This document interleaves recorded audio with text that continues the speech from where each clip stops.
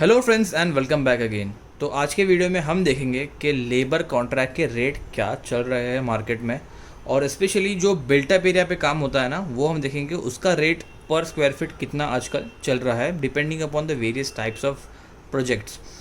तो वीडियो शुरू करने से पहले हम डिस्कस कर लेंगे पहले कि बिल्टअप एरिया होता क्या है और उसमें हम लोग किस तरह से कॉन्ट्रैक्टर को काम देते हैं, और इसी वीडियो में पूरा डिटेल में हम लोग डिस्कस करेंगे इसके बिल्टअप एरिया कॉन्ट्रैक्ट के बारे में, specially for high rise projects with connected podium, और जहाँ पर बेसमेंट होता है या फिर क्लब हाउस होते हैं, अंडरग्राउंड टैंक्स होते हैं, एसटीपीज होते हैं। उसके बारे में मैं आपको वीडियो के एंड में बताऊंगा। दोस्तों, अगर आप एक एम्प्लॉयर हो या फिर अगर आपको काम करवाना है किसी कॉन्ट्रैक्टर के थ्रू, या फिर अगर आप एक स्टूडेंट ही क्यों ना हो, तो आपके लिए ये वीडियो बहुत ही ज़्यादा हेल्पफुल रहेगा। तो वीडियो को एंड तक ज़रूर देखना। या फिर अगर आप एक कॉन्ट्रैक्टर हो तो भी आपको इसमें समझ में आ जाएगा कि किस तरह से जो रेट होता है उसको डिफ़ाइन किया जाता है, किस तरह से हम जो बिल्टअप एरिया का रेट एक निकालते हैं, इस वीडियो में आपको बताने वाला हूँ। तो सबसे पहले हम देखते हैं कि बिल्टअप एरिया होता क्या है। लेट्स सपोज़ ये मेरे पास एक लैंड का पार्सल है, ठीक है, ये मुझे डेवलप करना है। तो मैं एक कॉन्ट्रैक्टर को ढूंढूंगा जिससे मुझे काम करवाना है। तो मैं क्या करूँगा, कॉन्ट्रैक्टर को ढूंढूंगा और मैं उसको ये बोलूँगा कि ये मेरा लैंड है जिसका एरिया है 1000 स्क्वायर फीट, ठीक है। और मैं उसको ये बोलूँगा कि अगर मुझे आप इसको डेवलप करके दोगे पूरा चाबी हैंड ओवर करने तक के, तो मैं आपको इसका 1 स्क्वायर फीट के पीछे 200 रुपया दूंगा, ठीक है। तो इसके बदले में जो कॉस्ट पूरा मेरा निकल के आ जाता है ना डेवलपमेंट का, इस जगह को, वो आ जाता है ये होगा 2 लाख के आसपास, ठीक है। तो ये जस्ट फॉर एग्जांपल मैंने आपको शो किया यहाँ पर। तो इसी तरह से जो बड़े प्रोजेक्ट्स भी होते हैं इसमें भी हम लोग ऐसे ही करते हैं। एक सर्टन एरिया होता है, प्लिंथ एरिया होता है जनरली, उसको हम लोग मल्टीप्लाई कर देते हैं एक रेट से, उस पर स्क्वायर फीट रेट होता है, जिससे हमें मिल जाता है कि पूरा जो पेमेंट हमें करना है कॉन्ट्रैक्टर को वो किस तरह होता है। तो यहाँ पर कंडीशन बहुत सारे होते हैं। यहाँ पर या तो मैं बोल सकता हूँ कॉन्ट्रैक्टर को कि आप लेबर प्लस मटेरियल जो भी लगेगा आप लगा देना, मैं आपको इतना पैसा यहाँ पर दे दूँगा। या फिर दोस्तों, अगर मैं यहाँ पर अपनी थोड़ी बचत करना चाहता हूँ तो मैं ये बोलूँगा कि आप सिर्फ लेबर दे देना मुझे, मैं आपको मटेरियल्स फ्री दे दूँगा। आपको सिर्फ क्या करना है, उस मटेरियल को यूज़ करके आपको काम करना है सिर्फ, और मैं आपको लेबर के चार्जेस दूँगा। तो यहाँ पर जब वो सिर्फ आपको लेबर देगा ना काम करने के लिए, और मटेरियल जब आप दोगे उसको कॉन्ट्रैक्टर को काम करने के लिए, तो उसको हम लोग बोलेंगे लेबर कॉन्ट्रैक्ट। तो उसके अंदर से जो रेट निकल कर आ जाता है उसको हम लोग बोलेंगे लेबर कॉन्ट्रैक्ट रेट। और जब ये काम बिल्टअप एरिया पे होगा तो हम लोग बोलेंगे built up area contract on labour rate basis, ठीक है। तो अभी हम देखते हैं कि ये जो रेट आ जाता है वो कितना आजकल चल रहा है। तो दोस्तों, बिल्टअप एरिया कॉन्ट्रैक्ट जो होता है ना, हम लोग इसमें क्या करते हैं, सारी एक्टिविटी जो बिल्डिंग में लगने वाली होती है ना, उसको हम लोग क्या करते हैं, सेपरेट कर देते हैं। स्पेशली अगर आपका लेबर प्लस मटेरियल रेट पे कॉन्ट्रैक्ट हो रहा है ना, तब हम क्या करते हैं, सारी एक्टिविटीज़ को हम लोग बाइफरकेट कर देते हैं, जैसे civil works, finishing works, waterproofing works, excavation work, और उसके अगेंस्ट में हम लोग क्या कर देते हैं, मल्टीप्लाई करके जो रेट होगा उससे हम लोग कॉन्ट्रैक्ट देते हैं कॉन्ट्रैक्टर को। लेकिन कभी कभी क्या हो जाता है कि जब भी हम लेबर रेट पे जब देते हैं ना, तभी क्या करते हैं हम लोग, जो सिविल वर्क्स जो स्पेशली होता है ना, सिविल वर्क्स सिर्फ उसको बिल्टअप रेट पे देते हैं, बाकी सारे कॉन्ट्रैक्ट को हम लोग आइटम रेट बेसिस पे देते हैं।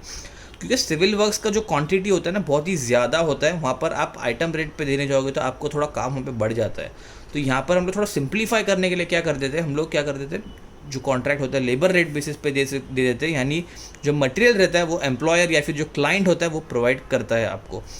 तो यहाँ पर सिविल वर्क्स में बेसिकली क्या क्या आ जाता है दोस्तों, यहाँ पर आपका जो कंक्रीटिंग वर्क होता है वो होता है, ब्लॉक वर्क होता है, और जो होता है आपका प्लास्टरिंग का वर्क।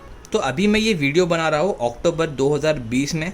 तो अभी जो प्रिवेलिंग रेट है वो है 250 रुपीज़ से लेके 450 रुपीज़ पर स्क्वायर फीट का। तो अभी आप ये सोच रहे होंगे कि इतना वेरिएशन ज़्यादा क्यों है, क्योंकि यहाँ पर मैंने जो वेरिएशन लिया हो यहाँ पे 250 और 450, तो इतना वेरिएशन क्यों है इस वर्क्स के अंदर। तो ये डिपेंड करता है कि आपने किस तरह का कॉन्ट्रैक्ट दिया है और आप जो चाहते हो काम करवाना वो किस तरह का काम है, यानी ये it all depends upon the scope of work. तो दोस्तों, अभी हम देखेंगे कि जो रेट मैंने यहाँ पर लिखा हो इसको डिफाइन कैसे किया जाता है कि वो कितना रहने वाला है फॉर अ पर्टिकुलर प्रोजेक्ट। तो वीडियो थोड़ा लंबा हो रहा है दोस्तों, प्लीज़ एंड तक देखना, आपके लिए बहुत ही ज़्यादा ये हेल्पफुल रहेगा। अभी तो सिविल वर्क होता है ना, उसका रेट निकालने के लिए हमें देखना पड़ता है कि इसका स्कोप ऑफ वर्क क्या है। तो यहाँ पर आप देख सकते हैं मैंने स्कोप ऑफ वर्क यहाँ पर लिख कर रखा है। तो मेन जो पार्ट होता है ना सिविल वर्क्स में वो होता है कंक्रीटिंग, दूसरा ब्लॉक वर्क और इंटरनल एंड एक्सटर्नल प्लास्टरिंग, ये 3-4 चीज़ होती है। ठीक है, उसके अंदर थोड़ा बहुत वेरिएशन हो सकता है, तो उसके अकॉर्डिंगली रेट जो है बढ़ता भी है और घटता भी है। ठीक है, तो वीडियो के एंड में मैं आपको ये भी बताऊंगा कि कैसा ये प्रॉफिटेबल कॉन्ट्रैक्ट होता है for the contractors and as well as the client. तो यहाँ पर आप देख सकते हो मैंने एक्सकेवेशन लिखा है 0.15 मीटर डेप्थ का। तो जनरली क्या होता है जब ये हम बड़े प्रोजेक्ट्स करते हैं ना, जब वहाँ पर क्या करते हैं एक्सकेवेशन को हम लोग एक अलग कॉन्ट्रैक्टर को दे देते हैं और जो आरसीसी वर्क होता है वो अलग कॉन्ट्रैक्टर को दे देते हैं on the built up area basis, जैसे कि मैंने आपको शुरू में बताया। लेकिन फिर भी यहाँ पे एक्सकेवेशन कभी कभी निकल सकता है। क्या होता है कि थोड़ा बहुत ग्राउंड के अंदर ऊपर नीचे होता है, तो वहाँ पर हम लोग क्या करते थे वही जो सिविल कॉन्ट्रैक्टर होता है उसके स्कोप में ही इसको दे देते हैं। अगर वो 6 इंच का रहेगा यानी 150 mm डेप्थ का कुछ भी एक्सकेवेशन निकलता है तो वो कॉन्ट्रैक्टर को ही करना पड़ता है। फिर उसके बाद में बैक फिलिंग या फिर प्लम कंक्रीट वगैरह अगर आ रहा है आपके साइड पर तो वो भी आपको करना पड़ता है। जैसे कि उसका होगा plinth area multiplied by 0.3 metre तक ही। लेकिन इससे ज़्यादा आ रहा है अगर, तो वहाँ पर क्या करना पड़ेगा आपको, एक्स्ट्रा पे करना पड़ेगा कॉन्ट्रैक्टर को। ये 2 चीज़ हमने रेट में इंक्लूड की है, लेकिन इन केस साइट पर नहीं हो रही है तो वहाँ पे क्या हो जाएगा, कॉन्ट्रैक्टर को फ़ायदा हो जाएगा क्योंकि यहाँ पर उसका मैन पावर नहीं गया। ठीक है, अब हम बात करते हैं मेन चीज़ यानी कंक्रीट के ऊपर। तो कंक्रीट का पूरा काम कॉन्ट्रैक्टर को करना पड़ता है, सिर्फ और सिर्फ मटेरियल जो भी लगने वाला होगा, जैसे सीमेंट, सैंड, एग्रीगेट और रेडी मिक्स अगर हो रहा होगा तो वो सिर्फ क्लाइंट आपको देगा। बाकी सारी चीज़ जो लेबर लगने वाली होगी वो कॉन्ट्रैक्टर को ही देना पड़ेगी। साथ ही साथ जो नीडल वाइब्रेटर लगने वाले होंगे या फिर जो भी टूल्स वगैरह होंगे जैसे कि मिक्सर होगा, वो सारा कुछ कॉन्ट्रैक्टर को खुद लाना पड़ेगा। ठीक है, फिर उसमें आ जाता है पीसीसी। तो पीसीसी का काम पूरा करना है फुटिंग से पहले, फिर उसके बाद में जो है आरसीसी का कुछ काम जो भी निकलेगा वो करना है कॉन्ट्रैक्टर को। अभी आरसीसी में सारा कुछ आ जाएगा दोस्तों, फुटिंग आ जाएगी, स्लैब, कॉलम, बीम, उसके बाद में स्टेयर केसेस आ जाएंगे, ओवरहेड टैंक आ जाएगी, फिर आपके जो अंडरग्राउंड टैंक्स हो गए बेसमेंट के अंदर, वो सारा कुछ इसके अंदर आ जाता है। And it all is considered on the built up area. ठीक है, तो वीडियो के एंड में मैं आपको बताऊंगा अभी कि बिल्टअप एरिया वहाँ पे कैसे हम लोग मल्टीप्लाई करते हैं और कैसे काउंट करते हैं। तो फिर यहाँ पर आरसीसी में जो भी मतलब ड्राइंग के अंदर दिया रहेगा ना, आरसीसी ड्राइंग के अंदर वो सारा कॉन्ट्रैक्टर को करना पड़ेगा इन दिस क्लॉज। फिर आ जाता है ब्लॉक वर्क। ठीक है, ब्लॉक वर्क में भी कॉन्ट्रैक्टर को यहाँ पर मटेरियल मिलेगा, सिर्फ ब्लॉक वर्क में उसको आपके अपने मेसन या फिर जो भी उसके हेल्पर्स रहेंगे वो लगाने पड़ेंगे। और जो भी टूल्स लगने वाला जैसे थापी वगैरह हो गया या फिर जो घमेरा जो भी लगता है उनको टूल्स, वो उनको सिर्फ लाना पड़ेगा। बाकी ब्लॉक वर्क का सारा काम कॉन्ट्रैक्टर उनको सिर्फ लेबर देना पड़ेगा उसके लिए। ठीक है, फिर बाद में इंटरनल एंड एक्सटर्नल प्लास्टरिंग का भी काम आ जाता है, हम लोग इसमें स्कोप में इसके डाल देते हैं। तो जो भी इंटरनल प्लास्टर में जो टूल्स लगने वाले हैं, लेबर लगने वाले, कॉन्ट्रैक्टर को देना पड़ेगा। फिर ये मोटा मोटा था, अभी थोड़े बहुत चेंजेस हो जाते हैं टर्म्स के अंदर, यहाँ पर हम देख सकते हैं। उसके अलावा जो भी क्यूब टेस्टिंग वगैरह होगी कंक्रीट की, वो भी कॉन्ट्रैक्टर को करना है, उसके लिए लेबर देना है, शिफ्ट करना पड़ेगा उसको लैब तक के, उसी के स्कोप में रहेगा। फिर जो वाटर टैंक वगैरह बनाने होंगे साइट पर क्यूरिंग के लिए, वो भी कॉन्ट्रैक्टर को बनाना है। फिर एक मेन चीज़ आ जाती है सेफ्टी की। ठीक है, तो यहाँ पर बहुत रेट में चेंज हो जाता है। जो बड़ी कंपनीज होती है, जो बड़े बड़े प्रोजेक्ट्स करती है, उनका स्पेसिफिकली एक क्राइटेरिया होता है सेफ्टी का, जहाँ पर वो चाहते हैं कि उनके कॉन्ट्रैक्टर जो है सेफ्टी रूल्स को फॉलो करें और उनकी पॉलिसीज़ को फॉलो करें। तो वहाँ पर वो लोग रेट भी ज़्यादा देते हैं कॉन्ट्रैक्टर को। तो वहाँ पर कॉन्ट्रैक्टर को क्या होता है, उस रेट के अकॉर्डिंगली वहाँ पर हमेशा सेफ्टी में काम करना होता है, क्लीनिंग वगैरह करना होता है काम के बाद। या फिर जो एज प्रोटेक्शन होता है ना, जहाँ पर जैसे स्लैब का सपोज ये एज है यहाँ पर, तो यहाँ पर वो पोल्स लगे होते हैं बैरिकेशन के लिए, तो वो हर एक स्लैब पे कॉन्ट्रैक्टर को लगाना पड़ता है। फिर जो सेफ्टी के हिसाब से जो भी पीपी लगने वाले सारे लेबर्स को देना पड़ता है, तो ये सारा कॉस्ट में इंक्लूड हो जाता है। यानी हाउसकीपिंग जो भी कुछ भी होता होगा, क्लीनिंग का एक्स्ट्रा लगता है पैसा, वो भी उसको हम रेट में इसको इंक्लूड करके दे देते हैं।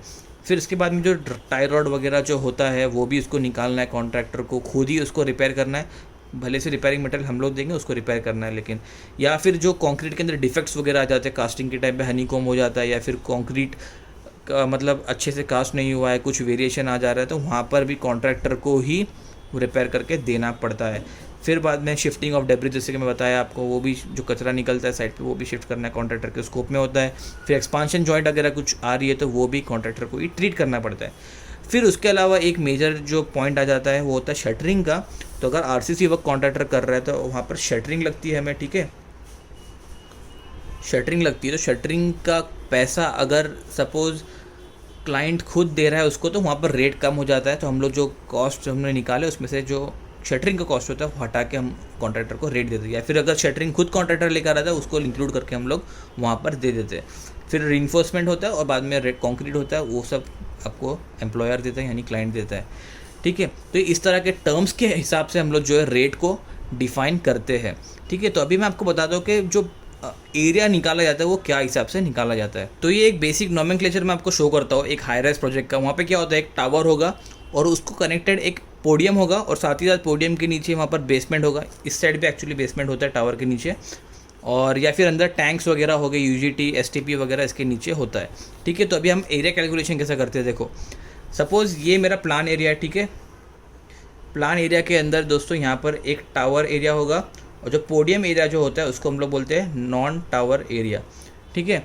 तो मैं पहले इसका प्लिंथ एरिया निकाल लूँगा, ठीक है। सपोज इसका प्लिंथ एरिया जो मुझे आ रहा है 5000 स्क्वायर फीट का, ठीक है। और इसके अंदर total number of floors let suppose 30 है, ठीक है।